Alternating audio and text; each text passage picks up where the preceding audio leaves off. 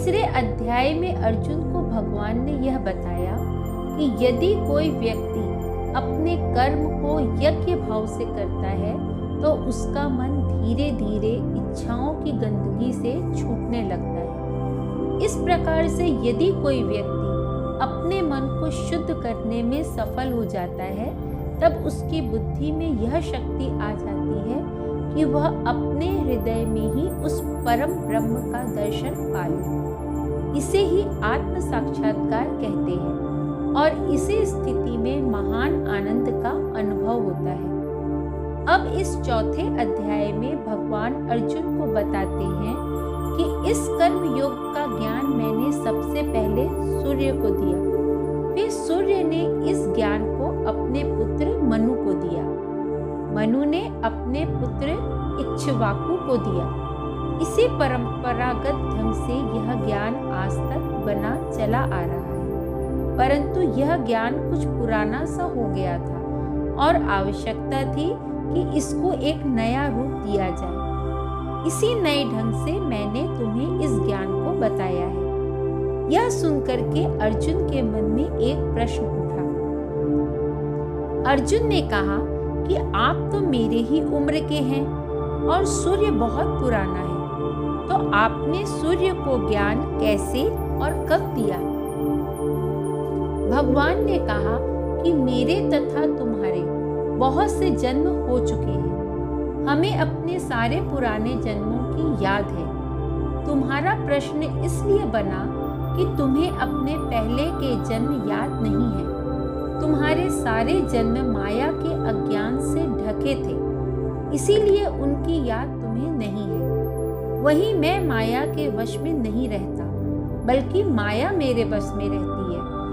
इसीलिए जब मैं जन्म लेता हूँ तो माया को अपने वश में करके जन्म लेता हूँ, तथा मेरी जन्म लेने की इच्छा भी तभी हुआ करती है जब धर्म पर संकट आता है।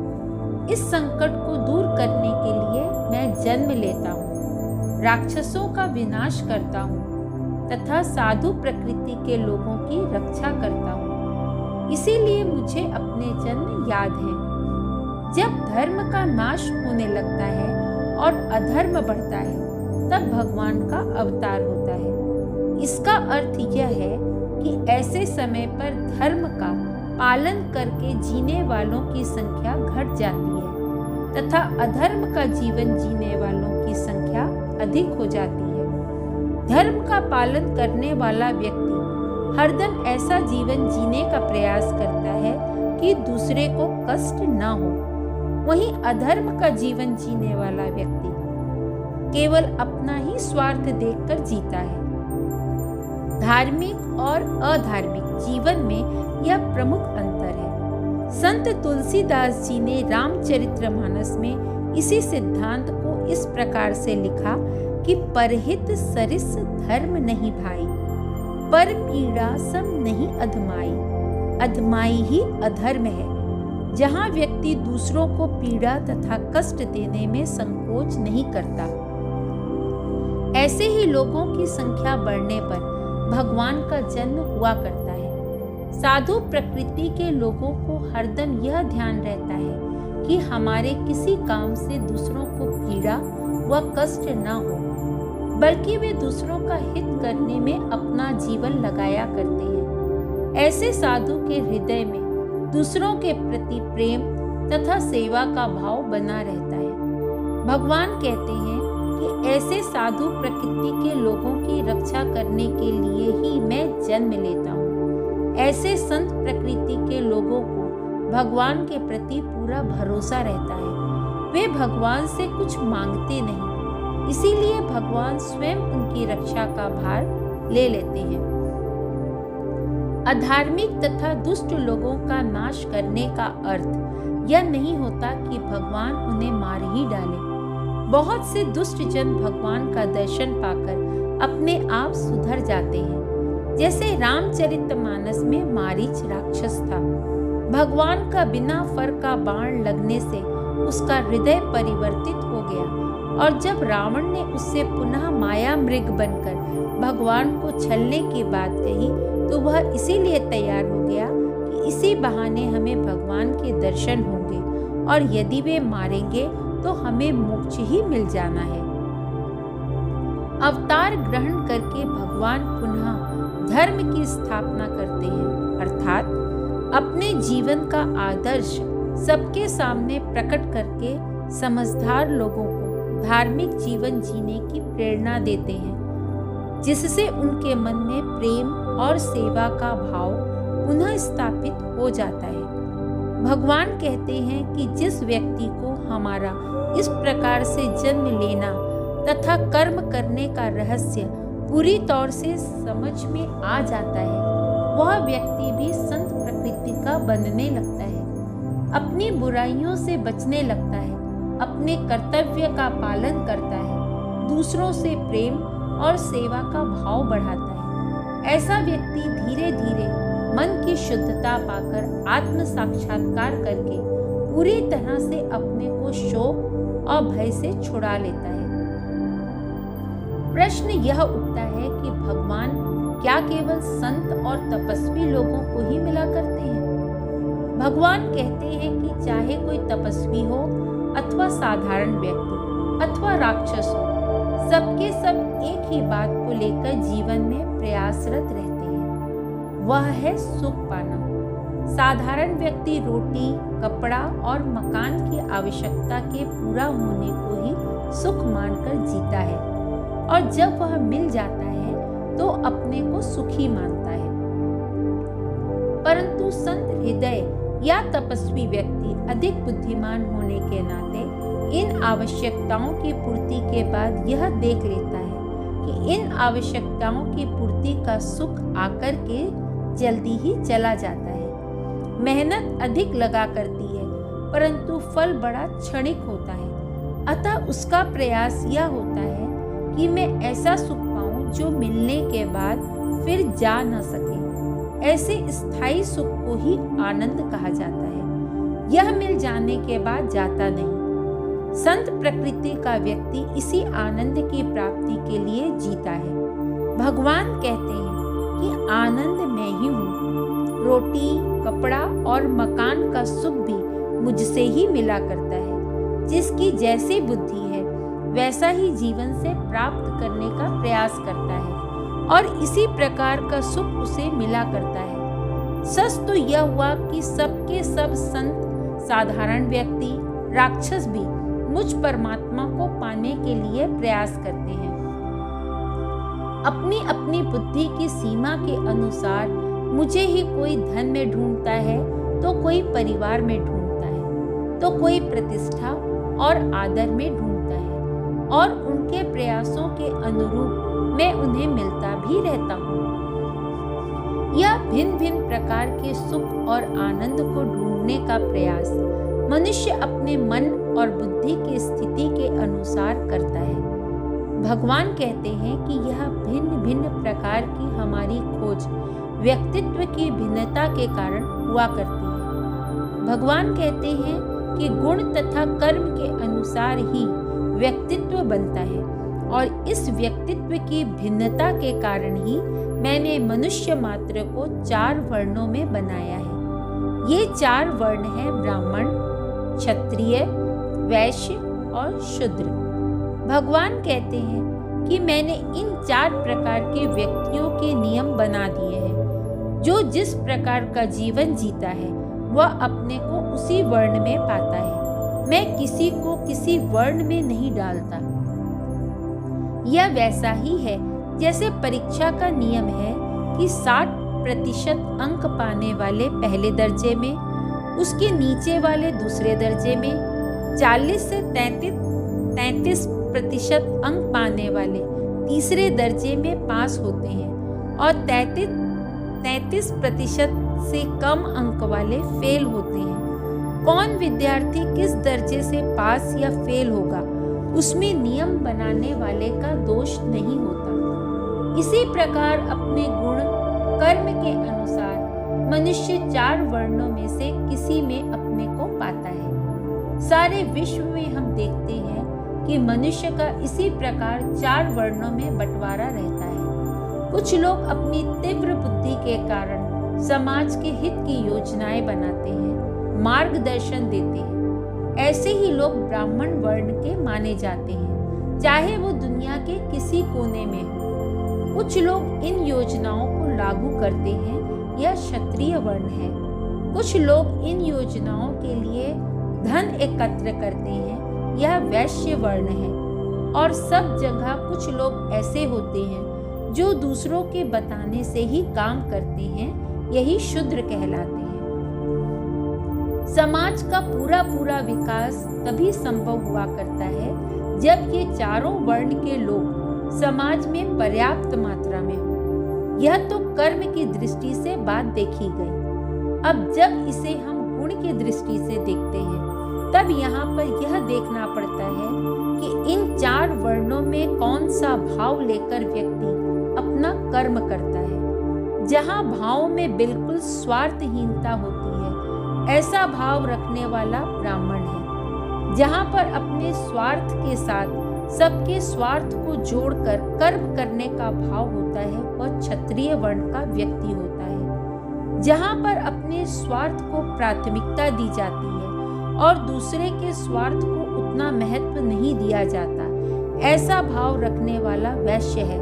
और जहाँ केवल अपने ही स्वार्थ का भाव बना रहता है, वह शूद्र कहलाता है। इस तरह से यह स्पष्ट हुआ कि जिस भाव से कर्म किया जाता है, उस भाव के रहने से उस व्यक्ति की जाति बनती है। और यदि भाव सुधर जाए तो कर्म अपने आप सुधर जाएगा, जाति भी बदल जाएगी। इसी कर्म से निस्वार्थ भाव से अर्थात यज्ञ भाव से कर्तव्य कर्म करने वाला ब्राह्मण तो बनेगा ही, वह आत्म साक्षात्कार पाकर कर्म बंधन से छूट जाता है। भगवान आगे अर्जुन से कहते हैं कि कर्म 3 प्रकार के होते हैं, कर्म, विकर्म और अकर्म। कर्तव्य कर्म को ही कर्म कहा जाता है। विकर्म कहते हैं गलत कर्म को, पाप कर्म को, और अकर्म की स्थिति में किए हुए कर्म में यह भाव नहीं रहता कि मैं कुछ कर रहा हूँ। जैसे एक छोटा सा बालक अपने बाबा की गोद में बैठकर बाबा की लंबी दाढ़ी को पकड़कर खींचने लगे, तो उसे यह भाव नहीं रहता कि मैं दाढ़ी खींच रहा हूँ। यही अकर्म है। उस बालक को इस प्रकार के कर्म के लिए दंड नहीं दिया जाता। परंतु वहीं यदि उसकी माँ खड़ी हो और बालक के इस कर्म को देखकर हंसे, तो माँ द्वारा विकर्म हुआ कहलाएगा। उसके इस विकर्म पर दाढ़ी वाले को क्रोध भी आ सकता है और उसे दंड भी मिल सकता है। बालक ने तो दाढ़ी खींच करके एक तरह से कर्म किया, लेकिन उसका वह कर्म अकर्म ही कहलाएगा, क्योंकि कर्म करने का भाव ही नहीं था। परंतु माँ ने कर्म नहीं किया, फिर भी विकर्म गलत कर्म हो गया। भगवान कहते हैं कि जो भी व्यक्ति इस तरह से कर्म का सही ज्ञान रखता है, उसे ज्ञानी व्यक्ति कहते हैं। भगवान बताते हैं कि ज्ञानी और अज्ञानी व्यक्ति के बीच में अंतर यह हुआ करता है कि अज्ञानी व्यक्ति कर्म करके कुछ पाने या सुख पाने का भाव रखता है। यहीं पर ज्ञानी व्यक्ति अपने ही हृदय में आनंद को पा चुका होता है और उसी आनंद को सब लोगों में बांटने का कर्म करता है। अज्ञानी सुख पाने के लिए कर्म करता है, ज्ञानी आनंद बांटने के लिए कर्म करता है। इसीलिए अज्ञानी व्यक्ति कर्म बंधन में फंसता चला जाता है, अर्थात उसे निरंतर कुछ न कुछ करना ही पड़ता रहता है।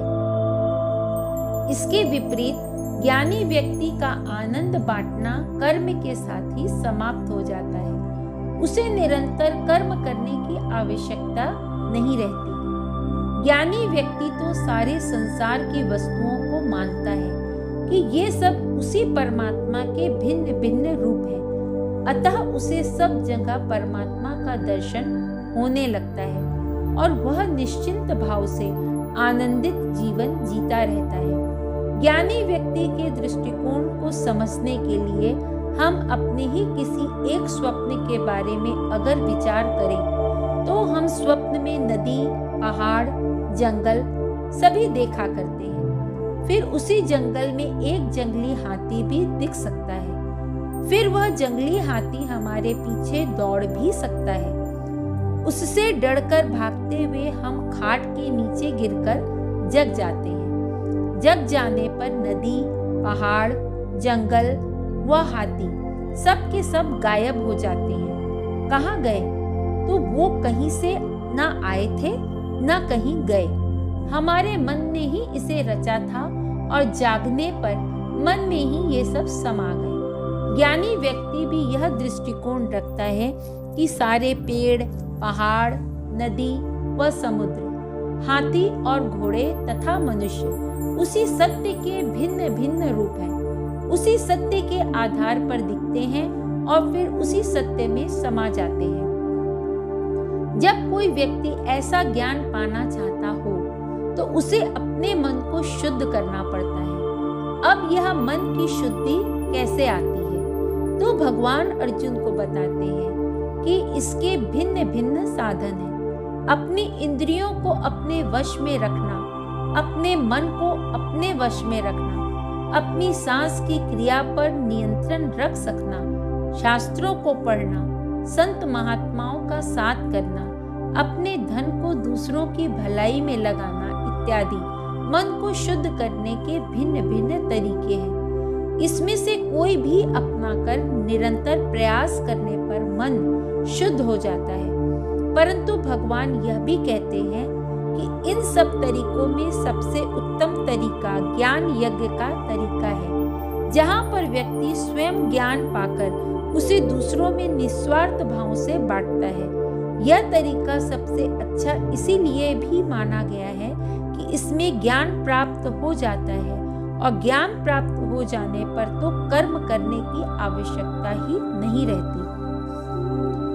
उदाहरण के लिए कोई महिला गले में चैन पहनकर सो गई और वह चैन पीछे की ओर लटक गई। सवेरे जगने पर उसने जब चैन को सामने लटकते नहीं देखा तो दुखी हो गई कि वह खो गई है और उसको ढूंढने के लिए कर्म करने लगी। जब पति दफ्तर से आया और उसने अपने दुख की गाथा सुनाई तो पति दुखित नहीं हुआ बल्कि हंसने लगा और कहा कि एक कप चाय पिलाओ तो मैं चैन ढूंढ दूं। चाय पीने के बाद पति द्वारा पत्नी को इतना ही ज्ञान देने की आवश्यकता थी कि चैन तो गले में ही है, तो पत्नी का सारा दुख समाप्त हो गया। उसे ज्ञान हो गया तथा ढूंढने का कर्म भी समाप्त हो गया।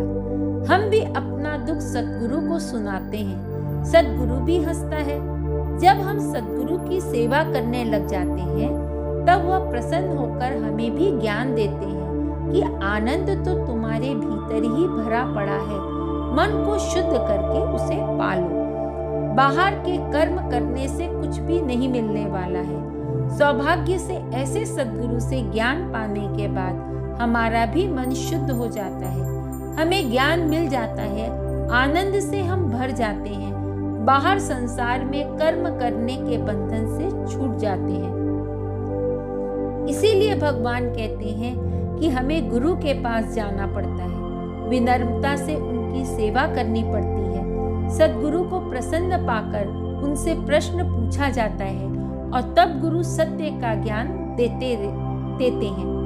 इसके लिए हमारे मन में गुरु के प्रति सच्ची श्रद्धा का भाव होना चाहिए। श्रद्धा उस भाव को कहते हैं जहाँ पर यह पक्का विश्वास होता है कि गुरु जो ज्ञान दे रहे हैं, अर्थात कि ज्ञान तुम्हारे अंदर ही है, वह भले ही आज सत्य ना लगे परंतु सत्य अवश्य होगा और एक दिन मैं इसे अनुभव कर डालूंगा। एक बार जब इस प्रकार का ज्ञान मिल जाता है तो यह फिर हमसे कभी भी अलग नहीं होता, सदैव बना रहता है। हमारे बड़े से बड़े पाप को भी यह ज्ञान जला देता है। यह ज्ञान अग्नि हमारे सारे कर्मों को भी जला देती है। इसका सरल अर्थ यह हुआ कि जो हमने स्वार्थवश गलत काम किए थे वह अब आगे हम नहीं करेंगे, और यदि उनका बुरा फल हमें मिलता भी है तो उसे धैर्य के साथ भोग लेते हैं। ज्ञान के साथ ही आनंद मिलता है। आनंद पाने के लिए बाहर का कर्म समाप्त हो जाता है। यही कर्म का जल जाना है।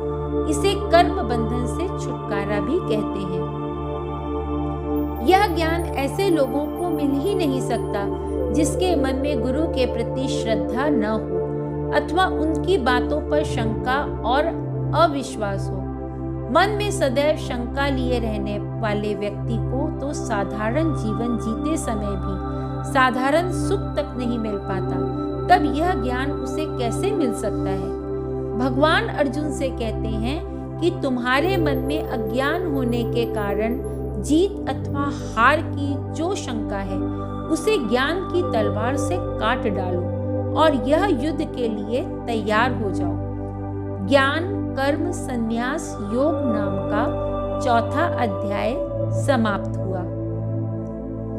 तज धर्म सारे एक मेरी ही शरण को प्राप्त हो, मैं मुक्त पापों से करूँगा तू न चिंता व्याप्त हो। हरि ओम।